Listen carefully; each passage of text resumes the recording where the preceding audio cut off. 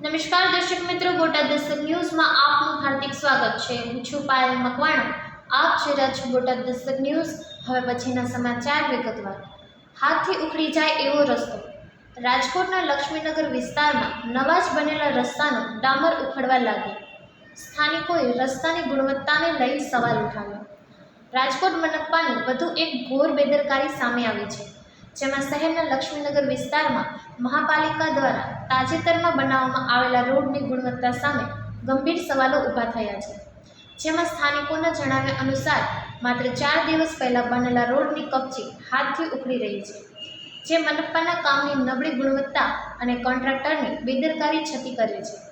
સ્થાનિકોનું કહેવું છે કે નવો બનેલો રોડ માંડ ચોમાસું કાઢશે. તેમની ટિપ્પણી મનપાની પ્રી મોન્સૂન કામગીરી પર સીધો પ્રશ્નાર્થ ઊભો કરે છે. સ્થાનિક રહેવાસી મનીષાબેન લુણગરિયાએ જણાવ્યું હતું કે થોડા દિવસ પહેલા બનાવવામાં આવેલા રસ્તામાં સાવ રફકામ કરવામાં આવ્યું છે, જેને લઈને ડામર હાથમાં આવે છે. ચોમાસામાં ખાડાના કારણે ખૂબ મુશ્કેલી પડે છે. વાહન ચલાવવામાં તેમજ બાળકોને પણ બહાર રમવામાં મુશ્કેલી પડી રહી છે. તેઓએ વધુમાં ઉમેર્યું હતું કે વારંવાર રજૂઆતો છતાં ચોમાસા પહેલાં કામ થયું નહોતું અને ચાલુ વરસાદે કામ થવાને લઈ ડામર હાથમાં આવી રહ્યો છે.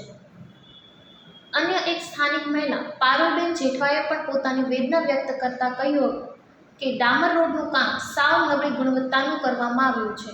ઉપર ઝીણી કપચી નાખવી જોઈએ, તે પણ નાખવામાં આવતી નથી, જેના કારણે હાથેથી ડામર ઉખડી રહ્યો છે. માત્ર વાહન ચલાવવામાં નહીં પરંતુ ચાલવામાં પણ મુશ્કેલી પડી રહી છે. ઉતાવળથી આ કામ કરવામાં આવ્યું છે.